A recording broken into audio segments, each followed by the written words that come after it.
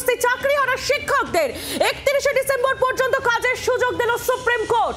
31 মের মধ্যে নিয়োগের বিজ্ঞপ্তি জারি করতে হবে।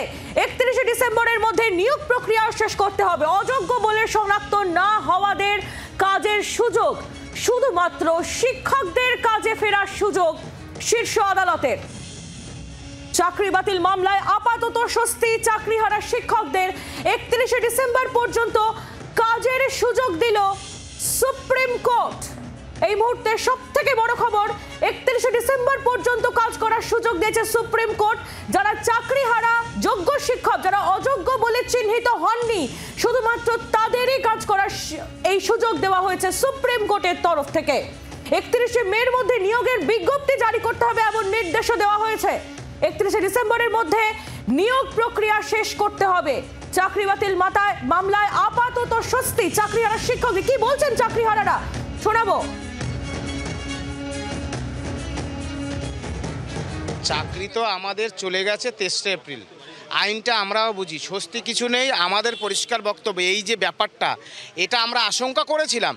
আমরাও আইন কিছুটা চর্চা করি, কিন্তু বিষয় হচ্ছে আমাদের সুনির্দিষ্ট বক্তব্য, যোগ্যদের চাকরি বাঁচাতে হবে। ওএমআরের মিরর কপি এবং সুস্পষ্ট যোগ্য তালিকা দিয়ে রাজ্য সরকার যোগ্যদের এই মামলা থেকে চিরতরে নিষ্কৃতি দিতে হবে। চাকরিটা শুধু এটা আমাদের পার্মানেন্ট কোনো সলিউশন হলো না। আমাদেরকে উনি দয়া করে 31 ডিসেম্বর অবধি যেতে বলেছেন। বিজ্ঞপ্তি প্রকাশ হবে কারা পরীক্ষা দেবে, শুধু 2016 এসএসসি 16 ব্যাচ, নাকি এখনও পর্যন্ত যারা সমস্ত ফ্রেশ ক্যান্ডিডেট তারা আমাদের সঙ্গে যদি কম্পিট করে, তাদের সঙ্গে আমাদের পাড়া মানে দুর্বোধ্য। তো এটা আমাদের কোনো সুরাহা বা খুব ভালো খবর বলে আমার তো মনে হচ্ছে না। জাজমেন্ট ওরা যে অ্যাপ্লিকেশন করেছিল তাতে বলা হয়েছিল যারা আনটেন্টেড টিচার তাদেরকে একটা সেশন পর্যন্ত মানে পড়ানোর সুযোগ দেওয়া হোক, ততদিন পর্যন্ত তারা আবার পরীক্ষা প্রসেস শুরু করবে। তাহলে এখানে প্রশ্ন হলো, তার মানে আনটেন্টেড টিচাররা যখন সুযোগ পাচ্ছে, ইমিডিয়েট যারা টেন্টেড টিচার আছে তাদেরকে বের করতে হবে।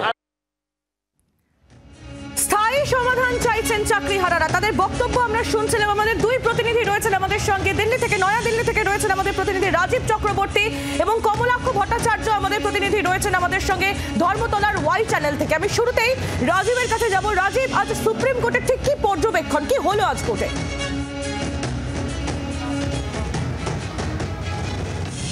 দেখো, পর্যবেক্ষণ নয়, একেবারে সুপ্রিম কোর্ট নির্দেশ দিয়েছে এবং অন্তর্বর্তীকালীন নির্দেশ, রায়ের পরে নির্দেশ, যা অত্যন্ত গুরুত্বপূর্ণ এবং বলা যেতে পারে কিছু ক্ষেত্রে নজিরবিহীন ঘটনাও ঘটেছে। একসঙ্গে 26,000 শিক্ষক অশিক্ষক কর্মচারীর চাকরি চলে যাওয়ার পর আবারও একটা অংশকে কাজে ফেরানো হয়েছে। এক্ষেত্রে চাকরি কথাটা আমি জেনে বুঝেই না বললাম, কারণ চাকরিতে ফেরানো তাদের হয়নি, কাজে ফেরানো হয়েছে। আপাতত 31 ডিসেম্বর পর্যন্ত তারা কাজ চালিয়ে যাবেন।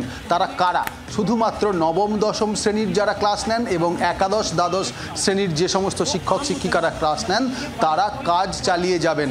এই কাজ চালিয়ে যাওয়া কিন্তু চাকরি ফেরত নয়, চাকরির প্রসেস এর মধ্যেই চলবে। আগামী 31 মের মধ্যে রাজ্য সরকার, এসএসসি, মধ্যশিক্ষা পর্ষদ প্রত্যেককে এই বিষয়ে বিজ্ঞপ্তি প্রকাশ করতে হবে, অর্থাৎ নতুন করে পরীক্ষা নেওয়ার নিয়োগ প্রক্রিয়ার যে বিজ্ঞপ্তি সেটি প্রকাশ করতে হবে। আর 31 ডিসেম্বরের মধ্যে সমগ্র যে প্রসেসটি, যে প্রক্রিয়াটি, সেটি শেষ করতে হবে। অর্থাৎ এক্ষেত্রে যে একটা বিস্তর বিতর্ক চলেছে দীর্ঘদিন ধরে, যোগ্য কারা অযোগ্য কারা, তুমি যদি একেবারে ভালো করে পরীক্ষা নিরীক্ষণ করে দেখো, এই রায়ে কিন্তু আজকের নির্দেশে একটা বিষয় স্পষ্ট হয়ে গিয়েছে, যোগ্যরা থাকবেন কাজে, অর্থাৎ অযোগ্যরা বাদ যাবেন। এই বিষয়টা কিন্তু আদালত আজকে স্পষ্ট করে দিয়েছে। আমাদের সঙ্গে থাকো। আর এবার পাশাপাশি চাকরিহারারা যারা ধর্মতলার ওয়াই চ্যানেলে ধর্নায় বসে রয়েছেন, তারা কি বলছেন, তাদের কি বক্তব্য সরাসরি শুনবো। কমলাক্ষ আমাদের প্রতিনিধি কমলাক্ষ ভট্টাচার্য রয়েছেন সেখান থেকে সরাসরি। কমলাক্ষ, এই মুহূর্তে চাকরিহারারা তারা কি বলছেন সুপ্রিম কোর্টের এই অন্তর্বর্তী নির্দেশের পর?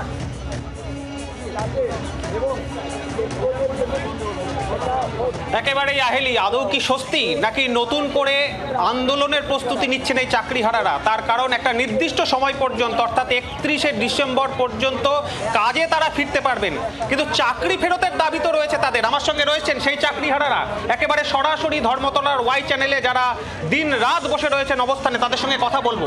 এখনো পর্যন্ত যে অন্তর্বর্তী নির্দেশ সুপ্রিম কোর্টের, তার যে পর্যবেক্ষণ, আপনারা কি ভাবছেন 31শে ডিসেম্বর পর্যন্ত কাজ চালিয়ে যেতে পারবেন? দেখুন, এটাকে স্বস্তি সেই অর্থে বলা যায় না, তবে আমাদের যে ডিমান্ড ছিল তার একটা পর্যায়ে একটা বৈধতা পেল। কেন না, যদি স্যালারিটা বন্ধ হয়ে যেত আমাদের, সেটা একটা বড় অংশের আমাদের কাছে সেটা একটা বিপর্যয় হিসাবে নেমে আসতো।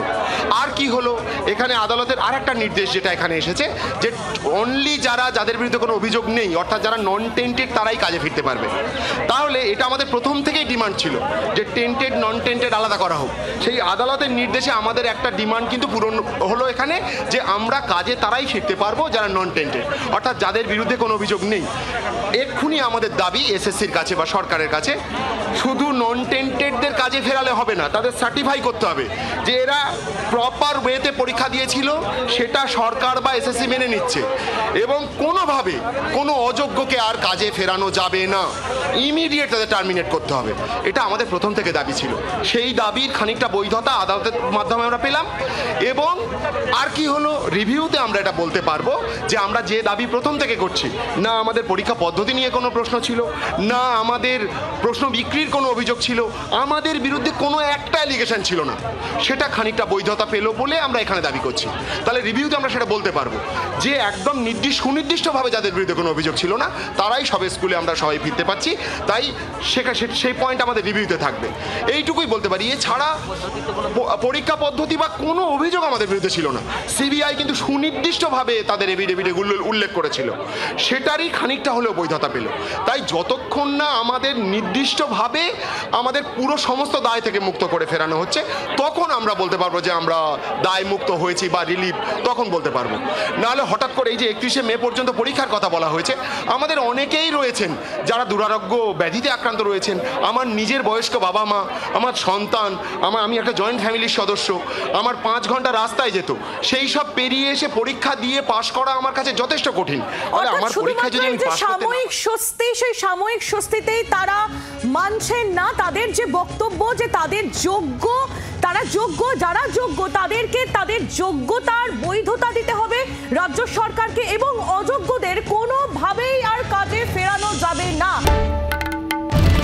বাংলার আওয়াজ, বাঙালির আবেগ, জি 24 ঘন্টা।